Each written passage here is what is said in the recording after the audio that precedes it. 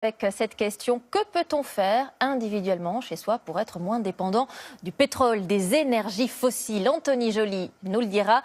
D'abord, gros plan sur le biométhane, parfois produit par des agriculteurs. En Vendée, en septembre dernier, ils ont ouvert la toute première station de distribution de ce carburant vert, un site unique en France. Comment sont-ils organisés? Jamila Mimouni et Baptiste Lègle ont rencontré ces précurseurs. Une station-service, quoi de plus normal sur la route? Mais cette station est un peu particulière.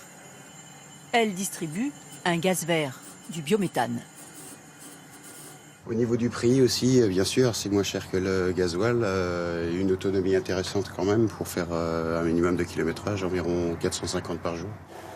Ce transporteur payera 99 centimes le litre, soit 30% moins cher que le gasoil. Le biométhane à la place de l'essence, c'est 10 agriculteurs vendéens qui en ont eu l'idée. Et les atouts sont nombreux.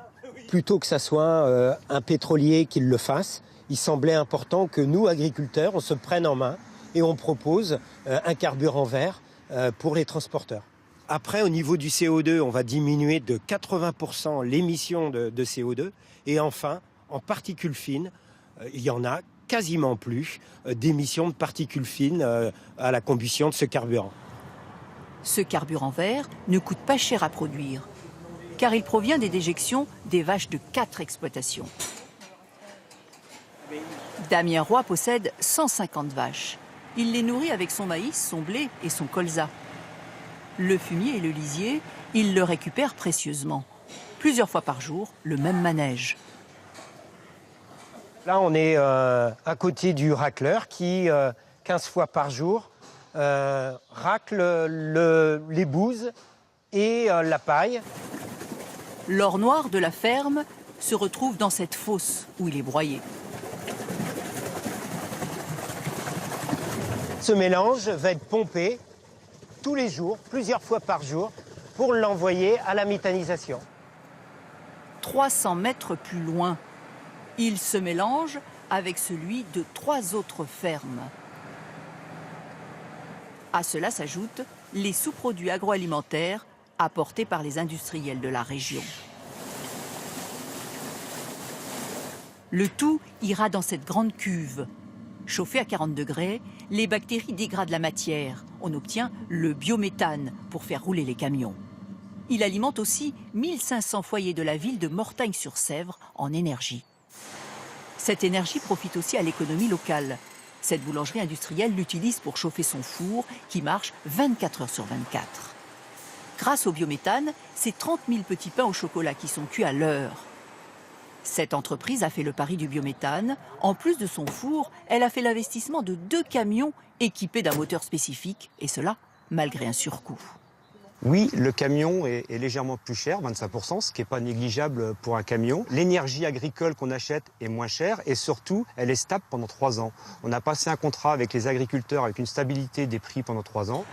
Damien Roy et les 9 agriculteurs du projet doivent maintenant convaincre les constructeurs automobiles de s'équiper en moteur spécifique. Lorsque la station de carburant tournera à plein régime, ils pourront alors se verser un complément de salaire. Et au-delà de cet exemple, on l'a compris, il est donc possible de produire et de consommer sa propre énergie, notamment pour l'électricité. Anthony Joly, l'autoconsommation, cela concerne beaucoup de monde aujourd'hui ? Oui, cela concerne environ 20 000 foyers. Alors, 20 000 sur 37 millions de ménages raccordés à l'électricité, cela peut paraître marginal, mais regardez la progression. 2 000 foyers en 2016, 4 000 début 2017, 20 000 donc aujourd'hui, et selon des prévisions très sérieuses, 600 000 dans 5 ans. Bon, on pense souvent aux panneaux photovoltaïques pour produire sa propre électricité, mais il n'y a pas que ça. Non, il y a également la solution de l'hydroturbine. Le principe est assez simple, c'est l'eau qui est source d'électricité. Ce propriétaire breton a remis en service un vieux moulin qu'il a racheté près de chez lui. Il a installé 2 turbines. La forte pression de l'eau fait tourner les hélices, vous le voyez, et ces câbles bleus transportent l'énergie produite jusqu'à chez lui. Non seulement cela couvre ses besoins en électricité 6 à 8 mois par an, mais surtout, il revend le surplus à EDF. Ah, donc ça lui rapporte de l'argent. Absolument, dans ce cas précis, près de 25 000 € par an, en sachant que l'installation a coûté à ce propriétaire 80 000 euros. On voit qu'en un peu plus de 3 ans, le dispositif est rentable. Bon, et alors soyons complets, justement, est-ce qu'il faut déclarer ces revenus? Alors pour ce que vous autoconsommez, pas besoin de déclaration car finalement ce ne sont que des économies sur la facture d'énergie.